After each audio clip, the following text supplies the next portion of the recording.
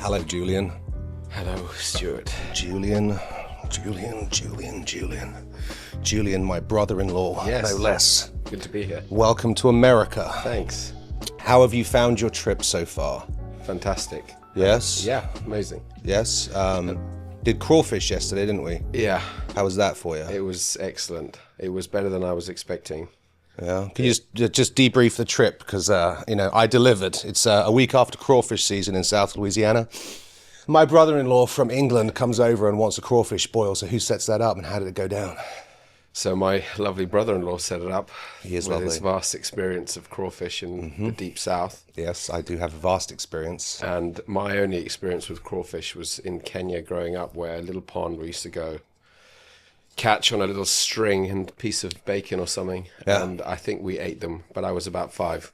And then went out yesterday, drove, I don't know, an hour and a half from here, wasn't it? Right into Cajun country, Cajun yes. country. Shout out to Crawfish Haven. Thank you very much for Yeah. Shout out to coming Mr. through. Barry for delivering an amazing experience. So we had the last 2 bags of the season, I apparently. think that was the last 2 bags of the 2025 Louisiana crawfish season that we had. They were a little hard, but they were delicious. We put them to justice. I ate a whole plate. My wife ate a whole plate. You ate about a quarter of a plate. Yes. No, they were delicious. And way more meat than I expected. But yeah, delicious. So, Mr. Barry served up a dream dish. Indeed. So, so I guess context might be a good place to start. So you're married to my youngest sister, Rachel, and you are my brother-in-law. You are in England now. Are you English now? You got your passport and all? Or I have an English passport, British passport. Yep, for all my sins. Yes, and so what about, where did you come from? Because you are a little bit more interesting, a little more cultured than I'm used to in the family. So tell me about where you were born and all that good stuff. You're very kind. Yeah, I was born and brought up in Kenya. That's where I was born. Was born in Nairobi. Lived outside of Nairobi, place called Naivasha, Tigoni. Small places, quite rural. Were you raised in a hut? I was not raised in a hut. My dad was lucky enough to work on a beautiful flower farm, growing flowers for export in Kenya, and surrounded by some of the most beautiful scenery on the planet. Lake Naivasha is old. Well, it's next to an old volcano, so it's very fertile land. A lot of agriculture comes out of that particular area. Flowers for export, vegetables for export. And lived in the bush. A lot of wild animals roaming our house, roaming outside our house. What kind of animals roamed outside your house? We had to lock our dogs up because of leopard.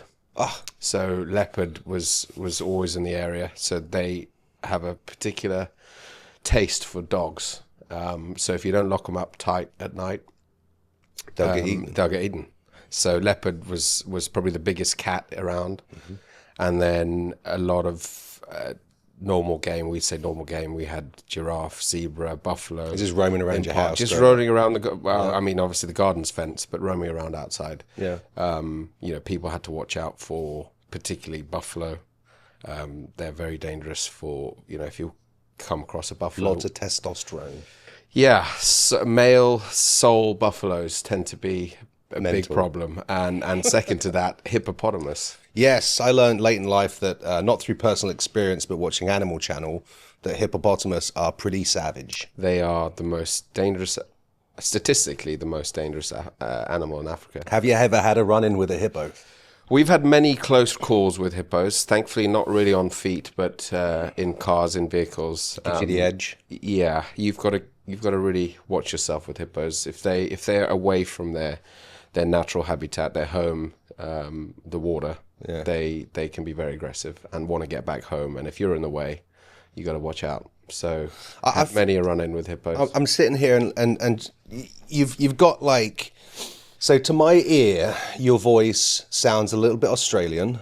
I mean, I know it's definitely got some Kenyan. You've polished it up nicely. What with the whole British influence, so you kind of pass for like when you're traveling around. Where do people pin you? Where's your accent? Where you're from? I often get South Africa. I did go to school in South Africa. So the people you hang out with are pretty smart. Sorry, you might think this is a professional podcast, but it's actually not. This is my wife. Better pick up. Give me a second. Hang on a minute. Yes, darling. Hi, I'm doing a podcast with Julian. Can I call you back in a bit? Yeah. I love you. All right, bye. Sorry, mate. Yeah, so you obviously hang around with educated people because they can peg it right away. Yeah, not always. Like Yeah. you said, you do get the odd Australian call, but that's just because Is it they mostly hear from it. stupid people like me? Possibly. It's okay. It's Possibly. okay. I understand. No, there's obviously I've been in England for 10 years, so Right. I've definitely picked up the Oh, that is English. exactly how long. No, you've been married to my sister, what, for 15 now? 14 years. So I've lived solidly probably for 12 years now in England. So it took 4 years before she locked you in? Yeah. Like, even after marriage? Yeah. You're a wild man, aren't you? Yeah. No, that's not true. But a lot of travel in between. Yeah, so I wanted to bring you on because you have a kick-ass business that it's unique as hell. And we'll get to the whole, what was it like to run a travel tourism business during COVID in a bit. But like, what is it you do? What's Large Minority? What is that? So Large Minority is a company that I co-founded with a good friend of mine a long time back. 2009, 2008 was when first the ideas started kicking around. And it's a adventure travel company with a focus very much on tuk-tuks, on rickshaws. So three-wheeled tin can vehicles created. I mean, there's a long history of tuk-tuks that I could possibly go into, but in short, they're mostly they're most common in South Asia. In India, they're more referred to as rickshaws or auto rickshaws or autos. But we started our adventure with these things in Sri Lanka. Sri Lanka has, anybody that doesn't know where it is, just south of India, has the highest density of tuk-tuks per capita. Didn't know that. Yeah, not many people do. And it just makes it a great place to discover the place with tuk-tuks because it's so much part of the culture. Sure. And the story began with, Juan and I, my co-founder, we both had normal jobs. We were working in the Middle East at the time. And we borrowed a guy's tuk-tuk in the middle of nowhere in some tea plantations. And we said, hey, we'll give you a couple of bucks to take the tuk-tuk for a 3-day excursion. And he reluctantly agreed. They're very significant. They're very important if you ever took it, yeah? Well, it was mainly the price that tipped him over the edge, I think. We negotiated heavy on how much money he would require for us to borrow. You are a his wheeler tuk-tuk. and dealer, aren't you? So, we got a tuk-tuk and we drove around and, within the first few hours, we were like, hell, this is fun. This is fun. This is really fun. And you get off to places where you wouldn't normally be able to just as a normal tourist. Not many people were doing it at all at the time. And we said, both of us came from a hospitality event background. And we said, hey, let's try an event using this as a platform. So we did. We started our first one. We called around a bunch of friends, friends of friends, and said, hey, we're doing this. We're doing this for charity. And what is this? Well, we're going to drive a tuk-tuk around Sri Lanka for 10 days. Initially, we started as very naive adventure organizers as a race. Yeah. So we said we're actually going to race these tuk-tuks around Sri Lanka. And was your first one just you and your mates, or did you like... Well, it was probably us, maybe 10 mates. Yeah. But then probably about 40 other crazy adventurers who are like, yes, we want to do this. So just to get this right, so you organised with your friend 40 people in tuk-tuks. It was probably closer to 65 people, yeah. Racing around a predetermined route. Well, yeah, this is why in our, Haste. and naivety, Sure. we had planned a route where it was leg by leg, so about anywhere between 100 and 180 kilometers a day. In a tuk-tuk, that's quite a considerable distance. What's the top speed of a tuk-tuk? Well, top speed, downhill, wind behind you, you're looking at about 70 kilometers an hour. 70 Maximum, which is in a what, tuk-tuk? 50, just under 50 mile an hour. Terrifying. But that's unsafe and fun. But dangerous. Sure. The legal speed limit for tuk-tuks in Sri Lanka is 40 kilometers an hour, for reference. 180 miles a day. 180 kilometers a day, so you're looking about maximum 130 miles. I don't understand the metric system. Yeah, and nor does anybody. Right.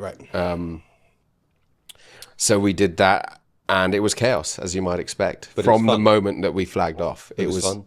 It was fun. It was fun. Thankfully, no one really hurt themselves. There was a few injuries. So that was when, like 20 years? That was 2009, and it started like that, continued like that for about 3 years. We did one event a year. We'd raise a bunch of money for some charity locally. We'd make a bit of money ourselves. And we then got approached by another good friend of mine now and said, hey, let's make this bigger. Let's try and do this more seriously. We've been doing that since then. There was obviously a run-up. We've already mentioned COVID. That was a big in-between period of craziness. No doubt. Anybody that was in hospitality or tourism knows exactly what got slapped. Got by all slapped. those stupid regulations. And Badly. nonsense. Ridiculous. Yeah, so after this, like Sri Lanka was your home base. Why was Sri Lanka the home base for large minority? It was the home base because of tuk-tuks, because of the proximity to where we were. We were in the Middle East. I said UAE. Yeah. It's a 4-hour flight straight over from there. A lot of our customer base was there. Sure. Expats living in that region. Yeah. And it was easy for people to hop over. 4 hours flight. Okay. From there, and you're in Sri Lanka. But from there, you grew into all kinds of different tours and even sailing tours and stuff. You want to touch on some of that? Like, sure, we did have we had an amazing trip that ran in the Philippines, which was a sailing challenge. We wanted to diversify from tuk-tuks and go into sailing. It was a fantastic trip. It was kind of like a Survivor meets sailing adventure where teams would join a local crew on these boats, which are called paraus. They're only unique to one particular area, these sailing paraus in the Philippines around Boracay, which is a very famous island in the Philippines. And we got 10 teams to sail around. It's similar format, so leg by leg. We'd go probably only about 3 or 4 hours of sailing per day. Mm-hmm. And then we would, so you'd be joined by an amazing local crew of some of the most talented sailors, but also just fun adventurers, local Filipino people who were, just awesome. And we did that as a 7-day trip around the Philippines. It was a very hard trip to scale because of the nature of permissions, safety, dealing with boats on water that are very unsophisticated boats. how many situations over the years have you come across where you've had to like pay off a dude? Because you're in like some third world countries, right? And you just have to like slip him some US dollar, We tried to avoid that there's the politically correct response, which is never, of course. Of course, yes. Of course. You find a lot of cases in these places, in some of the places that we operate, that official fees tend to have fees built in. Yes. So you're not actually officially doing anything wrong, but it's somewhere along the line. Yeah, so some countries work like that. And it's quite efficient. So I never went on the that sailing trip, but it looked cool as hell. And I had an experience which I don't know if I shared with you. Did I share my Butlins experience? No. All right, so it wasn't Butlins, but so for British people, you know what Butlins is, right? I actually don't know what Butlins is. But... Okay, that doesn't surprise me. So it's like the all-inclusive like vacation destination that if you've got like a family, it's like a cheap way to get away. Like Adventure Park.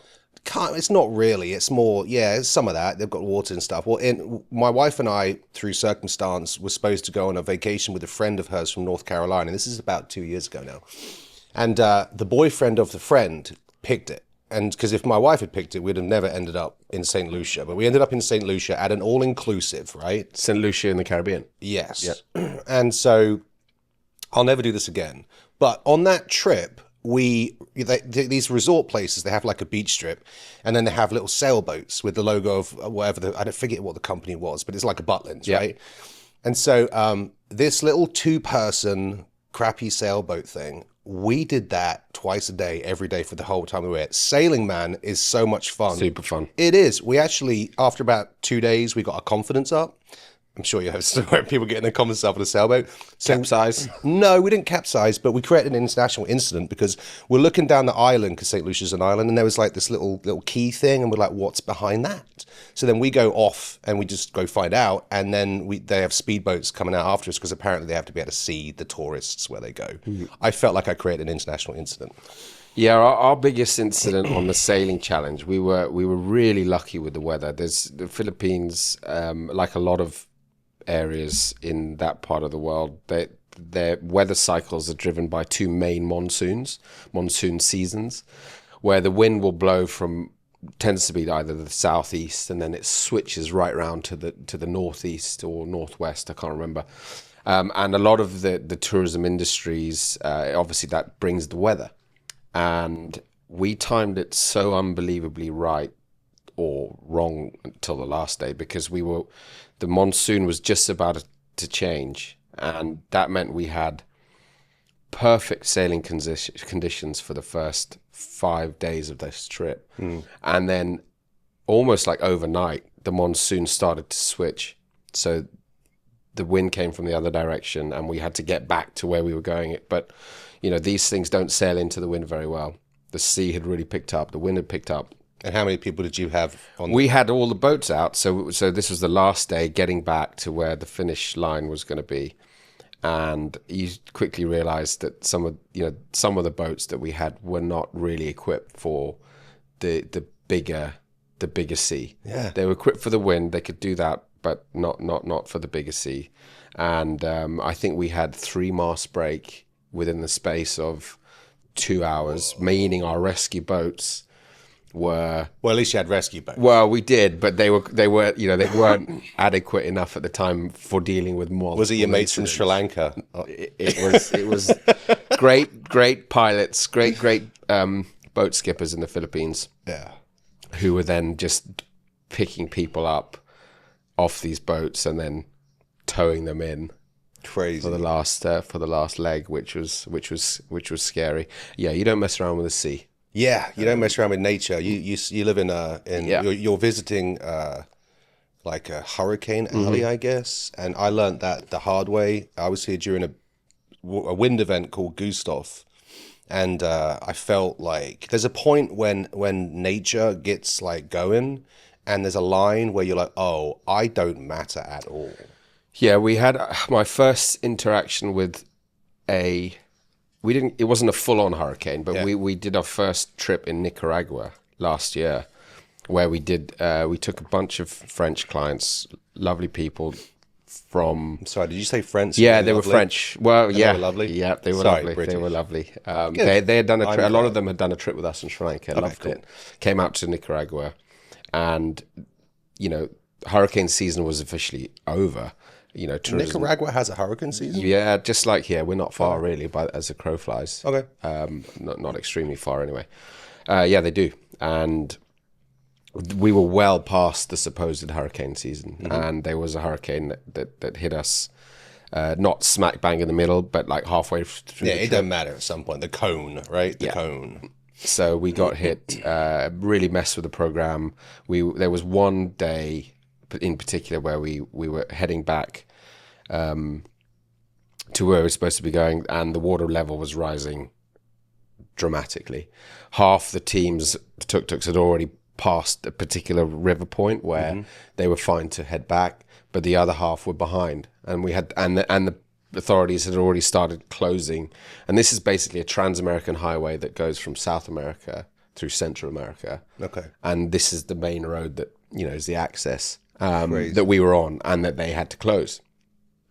So we had to it was a long story. We had to change full route, accommodation, book people, driving through torrential rain, as you can imagine here. Yeah. And that was my first exposure to a bit of hurricane. Don't mess around with nature. No doubt, right? I learned that as well here in Louisiana. So, for context, for those that don't know me, I was born English, came to America once I became an adult, and I've spent the best part of 22 years in South Louisiana and the South generally. So I kind of understand like Americans. I kind of understand British people as well. And so I say this with nothing but love, but Americans have a very small view of, like, most Americans. They don't travel outside the US because they don't need to, right? You can get pretty much every type of climate in the US, and I get it. Yep. But there's something that opens up your soul when you kind of travel, and you've traveled. Like Like, where's your happy place? My happy place will always be Kenya.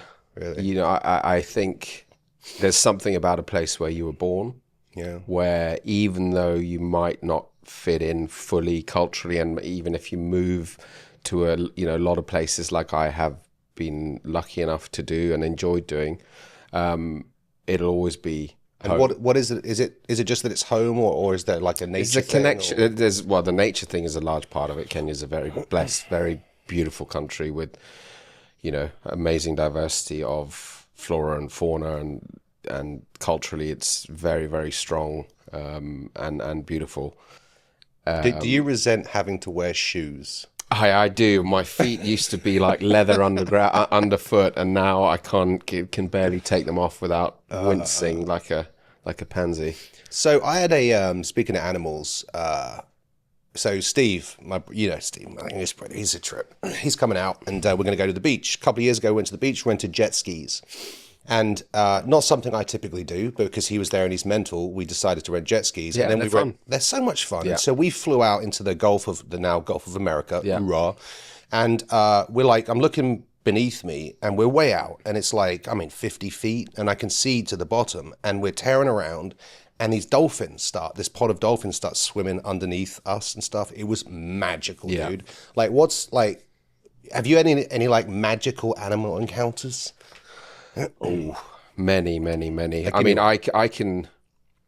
happy place is to drive into a national park, and I could sit and watch a herd of elephants all day long. Yeah. Just their interaction, incredibly smart creatures. But I could just watch them all day long. Yeah. And any national park, even I'd love to go to some of the American national parks and do the same thing. Yeah. But in Kenya, you're blessed with a huge amount of national parks.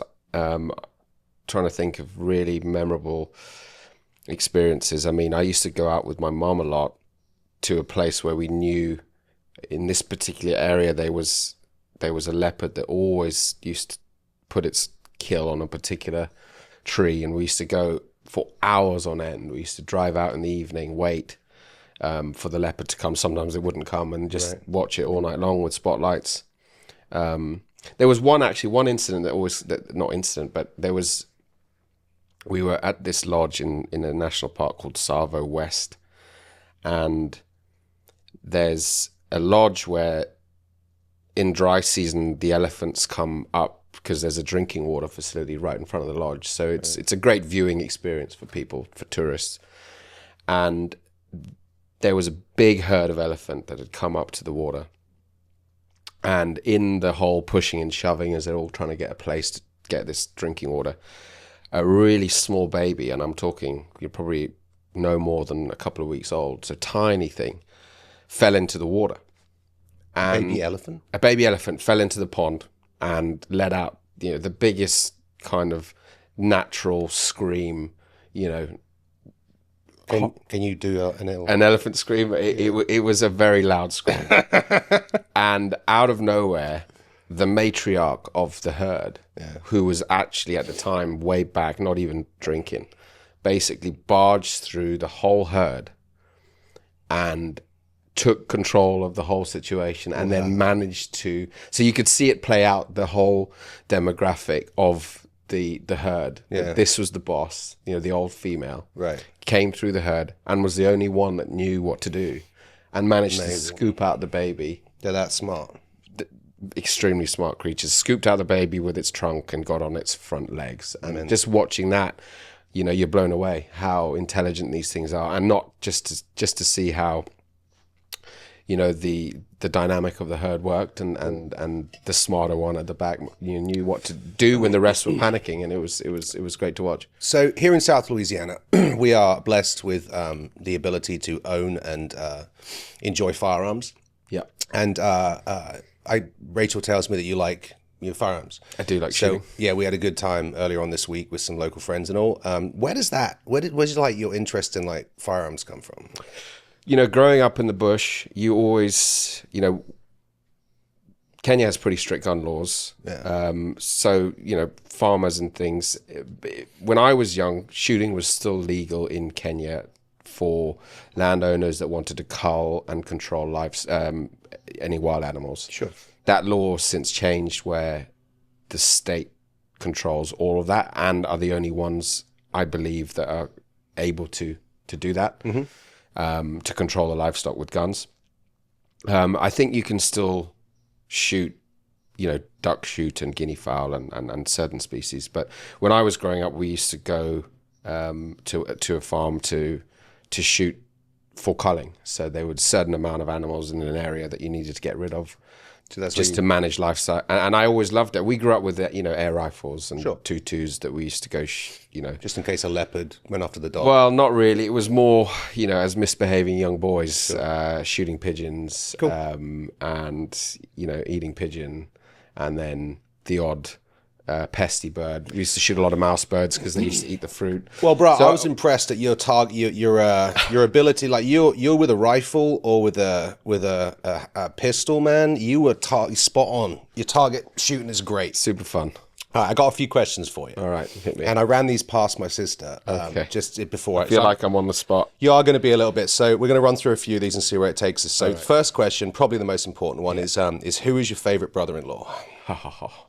Who is my favorite brother-in-law? Yeah. Definitely Stuart. Thank you very much. Would there be any other I answer? appreciate that very much. Sorry, Stevie. And Graham. Yeah, shut up, boys. Does it bother you that my children sound like Southerners? Not at all. Makes them. Kind of does, doesn't it? Yeah. Yeah, it's kind of fun. We got that one already. All right, so my question was, where's your happy place? And you said Kenya and there's something at home. So if that isn't available, where's your other happy place? Very good question. Probably in any kind of remote bush, wild area. Okay. Put me anywhere. I mean, I enjoyed going out even into the countryside.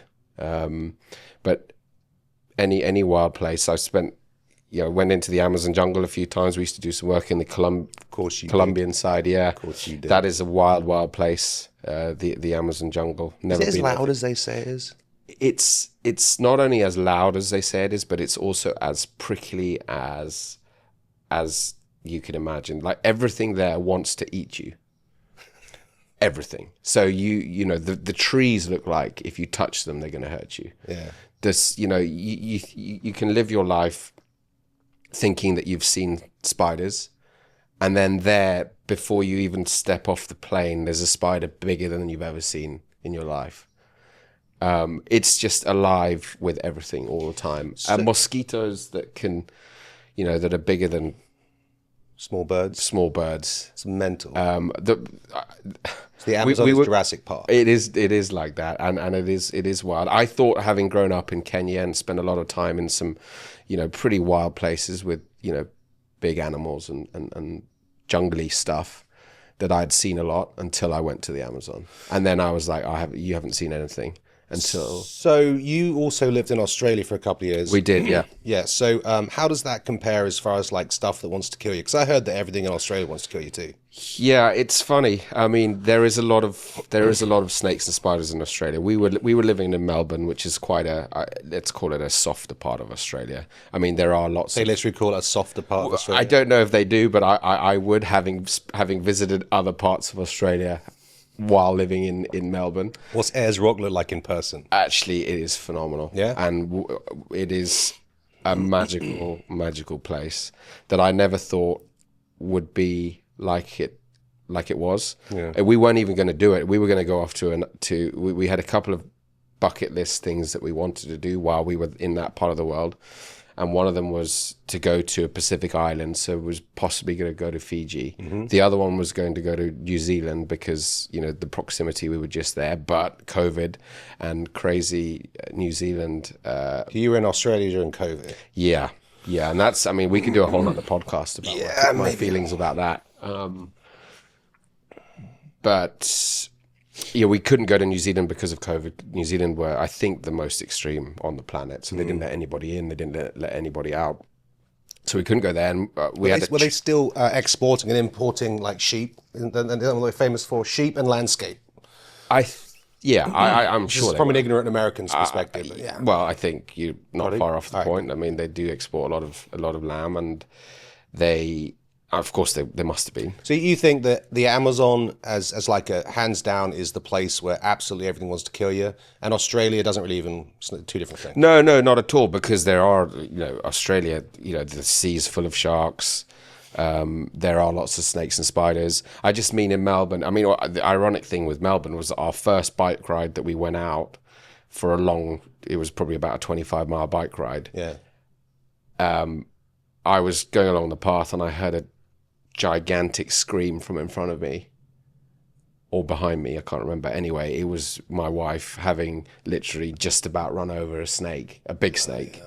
And we did see quite a few snakes while we were there. But never really felt, because you're always, in quite a safe environment in Australia. The tourism infrastructure in Australia is probably some of the best in the world that I've ever seen. Just the way that all parks are, a lot of them are signed and the infrastructure around them. I mean, I knew that talking to you like this would be interesting. You have perspectives and experiences that most people don't. So, all right, we just covered Amazon and Australia in the same conversation. That's ridiculous. All right, so we'll get to some of those. Heroes and inspirations. You have any? Tough I mean, one. aside from me and Steve. You put me on the spot. Yeah. Heroes and inspirations. Any? Definitely have some. This is going to be really, really cliched because obviously he's the talk of the town and has been for ages. But I think what Elon Musk has done and what he continues to do with everything, he's got to be one of the most inspirational people that I look at of our generation. Again, because he's the talk of the town, it sounds really cliched, but I just don't think there's anybody else that you can look at. I wouldn't disagree. I mean, my hero and inspiration is my dad. Good. Well, now you've made me feel terrible. Because What's it like? Of course, my dad is a hero and inspiration for me, but I'm thinking like, hey, my dad wasn't Elon Musk, all right? What's it like to be a dad? You just became a dad 9 weeks ago. Yeah. How you finding it? It's everything that people say that it will be in terms of life-changing moments of having feelings that you never thought were in you, and you thought you knew what it would be like, but nothing really prepares you for the moment of it actually happening. Yeah.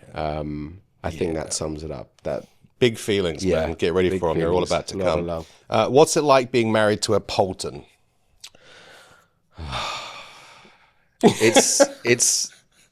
It's great. Good. All right, good. Best thing about America? America, you land and you get the feeling of, again, I think a lot of people talk about it, but you just feel an energy of,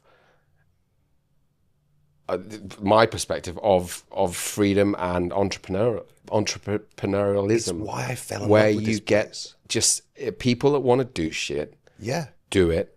They do it. And most people, they do it. They're fun. like cheer it on. And there's not many places that I have been, and I haven't spent a lot of time in America. I mean, I've been a couple of times, but I get it every time I'm here. There's that feeling. If you see what's happening, not happening, but the average. You walk down the street in a lot of places in England. You're missing that. That's what's missing. Is the go-get attitude of people that are just doing stuff to get stuff done. It's what I fell in love with in the States. When I came here, I'd never seen a straight road go off the horizon. So the scale of it blew my mind. But I was like 18 or so. And so things like stores being 24 hours, 24/7, like the energy here is like, if you go to a place like Dallas, Fort Worth, for example, it's just, you can't miss it, right? It's just alive and building and going and growing. But, when you get to like individual human interactions, it's not just that, if you have an idea, you just throw it out to the next person you meet, and they either want to collaborate and help, they want to see you succeed. And for the most part, I mean, there's still a bunch of idiots. Yeah. There's a bunch of idiots everywhere.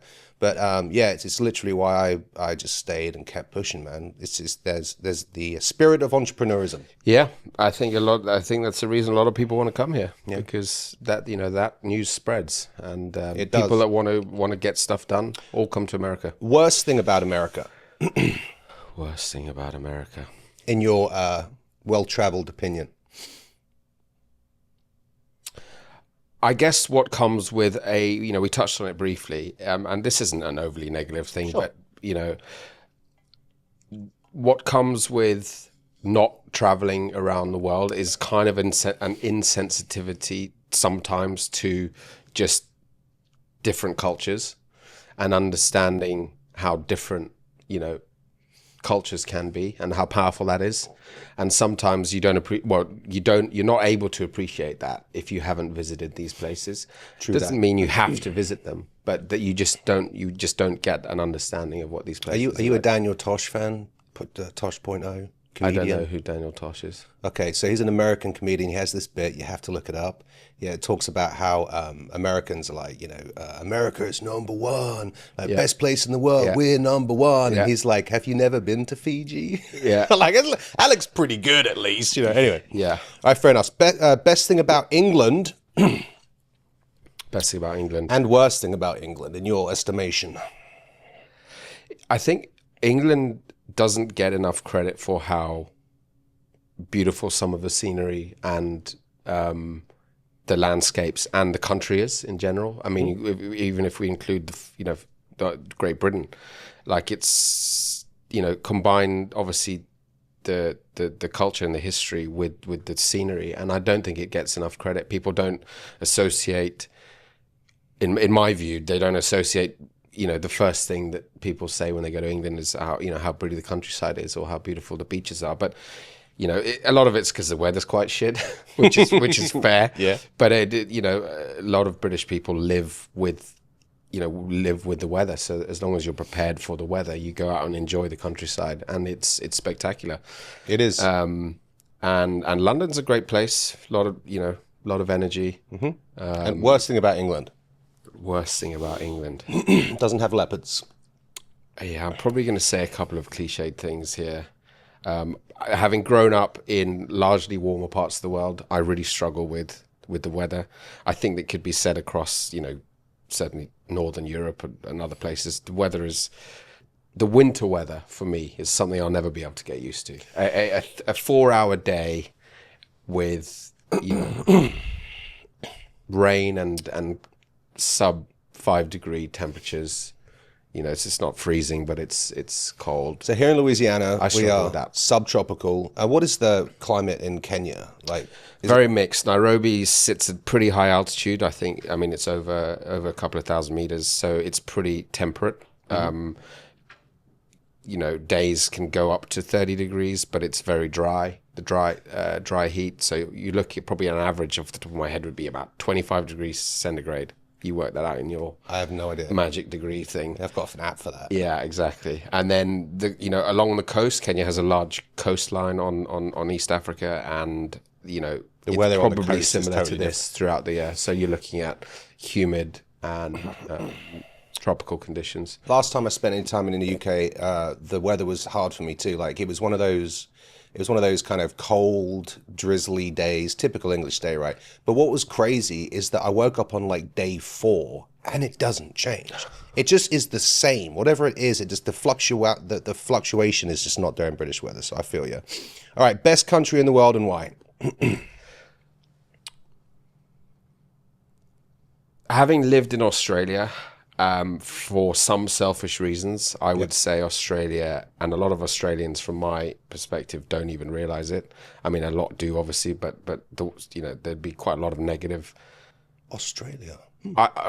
You know what? To natural beauty, they have fantastic infrastructure.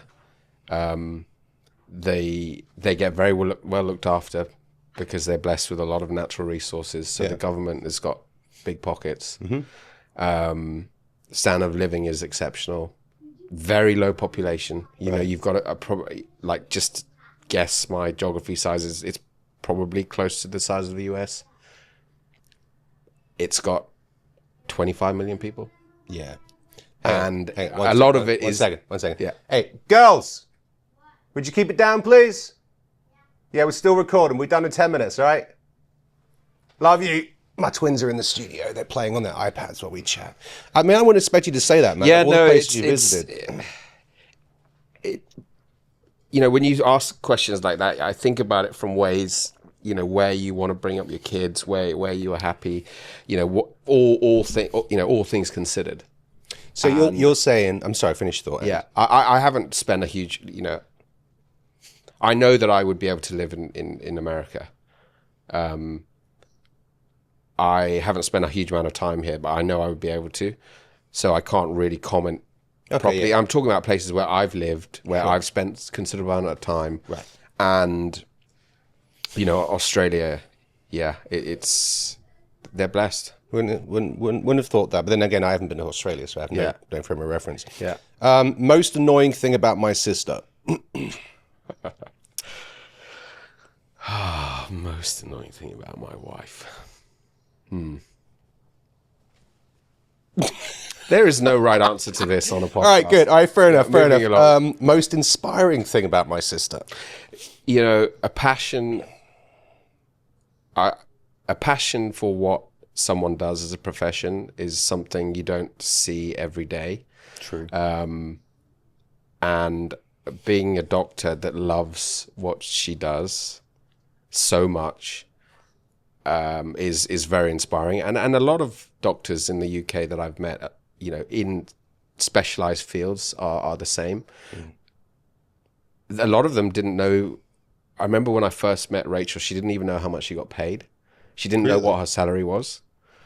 And that was, for me, just an eye-opening moment of you really are just doing this because you love it.